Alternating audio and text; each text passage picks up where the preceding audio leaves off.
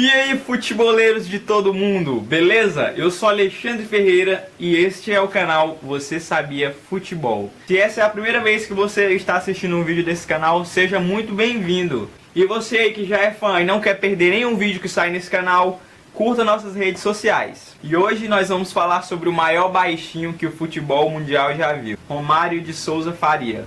Marrento como poucos e brilhante como nenhum outro. Vamos nessa!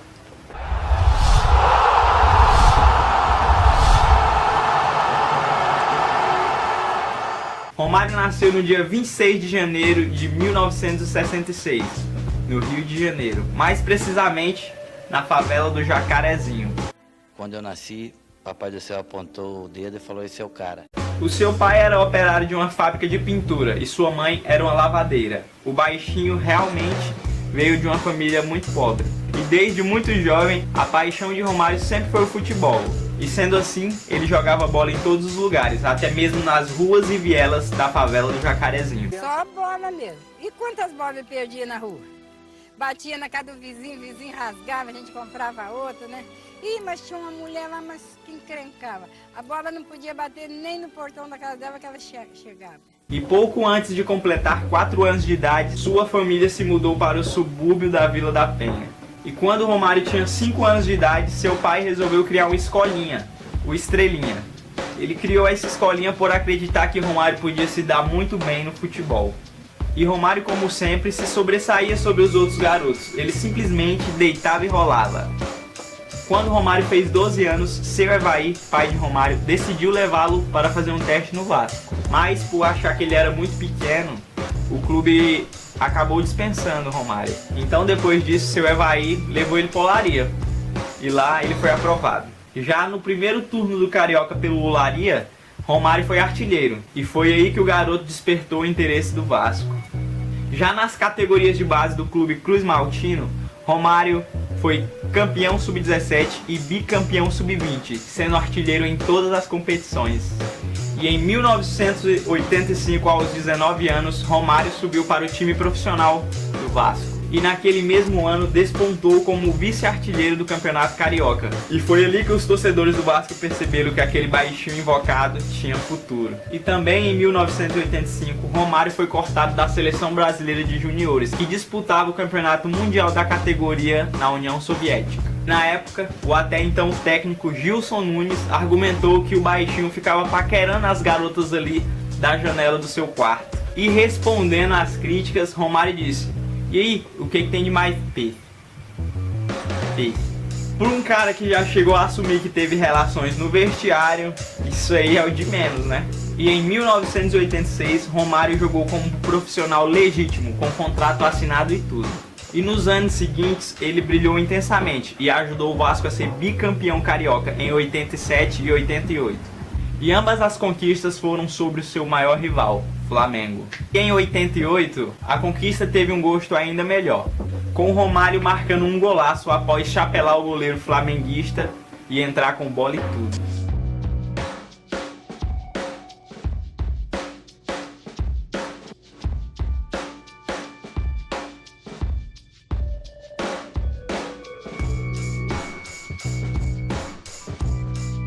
E naquela época ele já dizia que ia chegar aos 1000 gols como Pelé.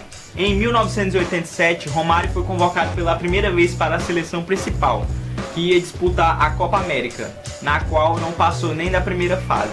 Em 1988, Romário brilhou nas Olimpíadas de Seul, sendo artilheiro com 7 gols, mas infelizmente o Brasil perdeu a final para a União Soviética. Após anos de sucesso no Vasco e um bom desempenho nas Olimpíadas, o baixinho despertou o interesse do PSV, até então campeão europeu. Romário transferiu-se para o PSV por 5 milhões de dólares, sendo na época a transação mais cara da história do futebol brasileiro. Começava uma nova fase para Romário. Em 1989, Romário, já estrela na Europa, retornou ao Brasil para disputar a Copa América, que seria sediada no país. E Romário entraria de vez no coração dos torcedores, ao ajudar a seleção a conquistar um título que não vencia há 50 anos. No quadrangular decisivo, ele deu show na vitória contra a Argentina, depois de marcar um gol e meter uma bola entre as pernas do craque argentino Maradona.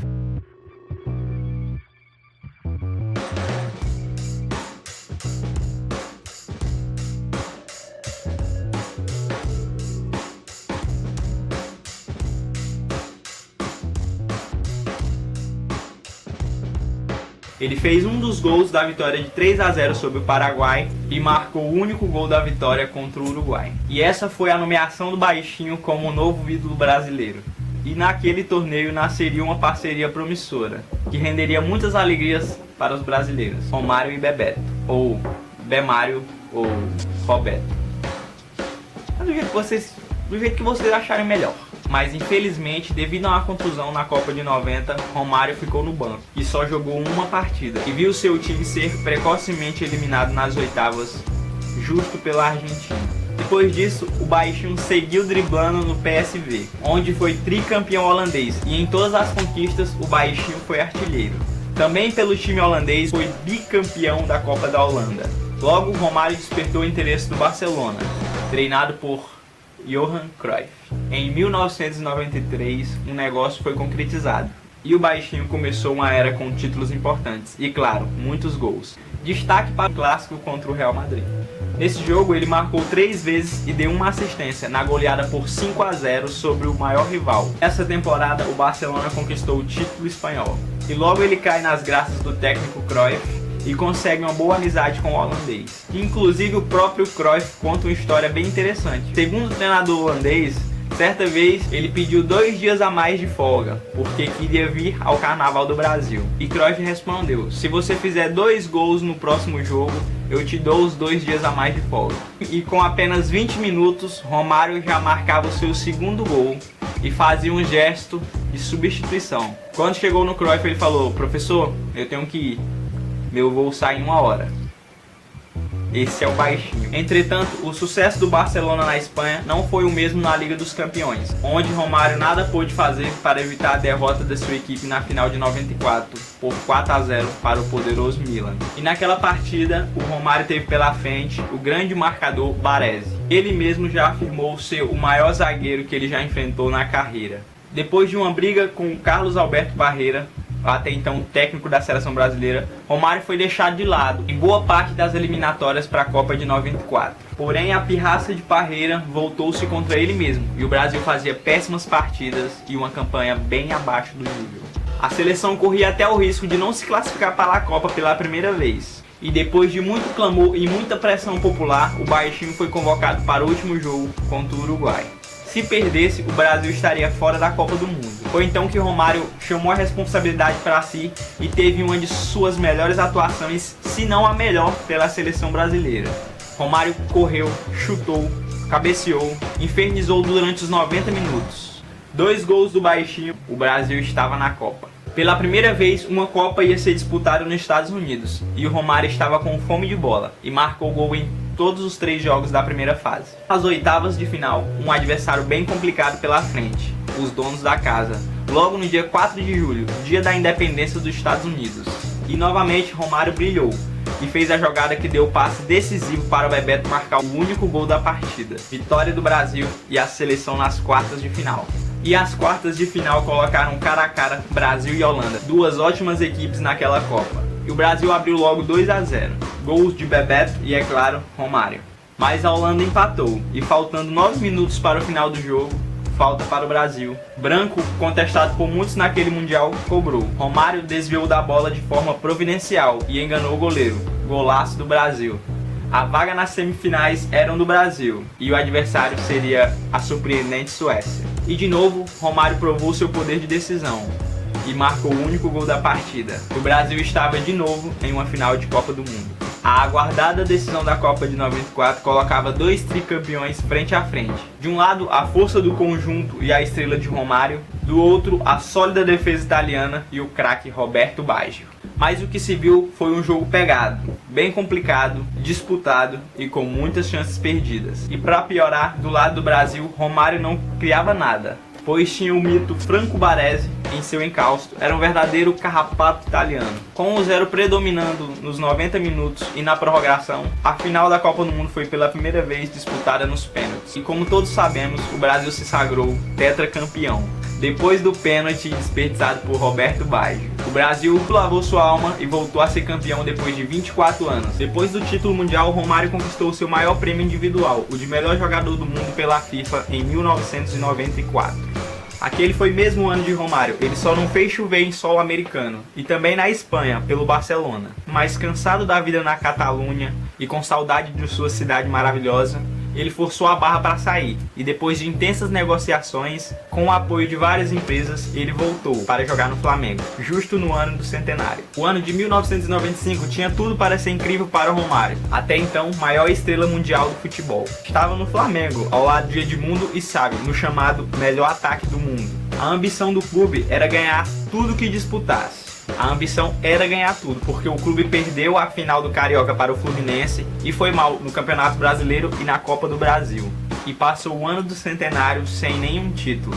E duro mesmo foi aguentar a zoeira dos rivais, dizendo que o ano foi o ano do sem ter nada. Em 1996, Romário conseguiu alguns títulos, Copa Ouro, Taça Rio, Campeonato Carioca e continuou marcando muitos gols. Mas mesmo com tudo isso, foi emprestado ao Valência, onde pouco produziu, e em 1997 ele retorna ao Flamengo, vai bem no Carioca, faz muitos gols, mas vê a chance de grandes títulos e para o espaço, porque os grandes times da época eram Cruzeiro, Palmeiras, Vasco e Corinthians. Depois de 2 anos com idas para o Valência e voltas para o Flamengo, ele decide ir para o Vasco. Nesse meio tempo, o Baixinho viveu uma de suas maiores decepções da carreira. Depois de fazer uma grande dupla com o então jovem Ronaldo em 1997, eles eram a grande esperança do Penta para o Brasil. Mas depois de sofrer um estiramento na panturrilha nos treinos para a Copa de 98, ele foi cortado, mesmo ele se mostrando hábil para se recuperar para a segunda fase da competição. Romário ficou muito magoado, ele chorou na coletiva de imprensa e o Brasil amargou o vice-campeonato. Em 2000, Romário estava de volta ao Vasco depois de 11 anos, e a volta foi mais do que perfeita, com a base campeã da Libertadores de 98. O Vasco venceu o Brasileiro e a Copa Mercosul daquele ano, com o Baixinho, como sempre, destruindo nos jogos finais. Destaque para a final contra o Palmeiras em pleno Parque Antártico, pela Copa Mercosul, onde o Baixinho ajudou o clube a transformar uma derrota por 3-0 em uma incrível virada por 4-3, onde o Baixinho marcou 3, inclusive da virada. Ele calou São Paulo naquela noite e provou que realmente o Baixinho era foda. Em 2002 ele acertou com o Fluminense, era sua terceira passagem por um clube grande do Rio. No Flu ele marcou muitos gols e foi chuteira de ouro em 2002, que é o prêmio dado ao melhor jogador do Campeonato Brasileiro. Mas mesmo com isso ele teve muitos atritos com torcedores e com alguns jogadores que não aceitavam as regalias do Baixinho. Em 2003, ele jogou 3 meses no Catar apenas por dinheiro, depois voltou para o Fluminense, onde jogou até o final de 2004. E uma história bem legal do Baixinho ali no Fluminense é em 2004. O então novato técnico Alexandre Gama reclamou da ausência do Baixinho em alguns treinos, e Romário não gostou muito disso. Chateado com as reclamações, ele respondeu: "O cara mal chegou e já quer sentar na janela." Depois disso, a diretoria cortou a escalação dele por alguns jogos. Sem títulos, pensando no milésimo gol e com a idade pesando, ele resolveu voltar para o seu querido Vasco. Em 2005, muitos se perguntavam se ele ia se aposentar ou não, mas ele calou os críticos e fez muitos gols, sendo o jogador mais velho a ser artilheiro do Brasileirão, aos 39 anos. Nesse mesmo ano, ele soltou uma das suas frases mais polêmicas. Na verdade, o Pelé calado é um poeta, né? O Pelé... eu nem gostaria de estar respondendo isso, mas eu acho que tem umas pessoas que merecem ouvir. Isso em resposta ao Rei Pelé, que disse pro Baixinho se aposentar de vez. Em 2005, emocionado, fez sua despedida da seleção brasileira com um gol na vitória por 3-0 contra a Guatemala.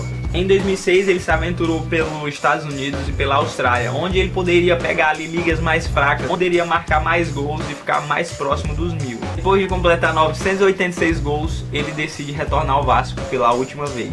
O ano de 2007 foi histórico para o Baixinho. Ele alcançou no jogo contra o Sport em São Januário seu milésimo gol. Quis o destino que o seu milésimo gol fosse de pênalti, como o de Pelé. Foi o fim de uma busca que começou lá nos anos 80 e terminou de uma grande maneira em 2000. E esse feito fez com que o Vasco construísse uma estátua do seu grande ídolo, atrás das traves onde ele fez seu milésimo gol. E depois de cumprir sua promessa dos 1000 gols, ele anunciou sua aposentadoria em 2008. Mesmo assim, em 2009, ele vestiu a camisa do América do Rio de Janeiro, cumprindo uma promessa que um dia fez a seu pai, que queria ver ele vestido de vermelho, com as cores do América. E o Baixinho teve tempo de ajudar o América a ser campeão carioca da 2ª divisão. E pouco tempo depois ele encerrou de vez sua carreira e hoje ele é deputado federal. E um dado interessante a se falar é que o Romário é o jogador com mais gols oficiais da história do futebol. Ele tem 782 gols, à frente de Joseph Bican, que tem 761, e de Pelé, que tem 757. E Romário é o maior artilheiro da Copa do Brasil com 36 gols em 44 jogos. E Romário é o jogador que mais vezes foi artilheiro do Campeonato Carioca, foram 7 vezes, sendo 4 pelo Flamengo e 3 pelo Vasco. Com 154 gols, Romário é o segundo maior artilheiro da história do Campeonato Brasileiro. O camisa 11 só fica atrás de Roberto Dinamite, com 190 gols. Então, muito obrigado por assistir até aqui. Se você gostou, já deixa o seu like. Se você não é inscrito, inscreva-se no nosso canal. Pode deixar aqui nos comentários a sua opinião ou temas para os próximos vídeos. Eu agradeço muito você. E lembrando que o curioso vai além das 4 linhas.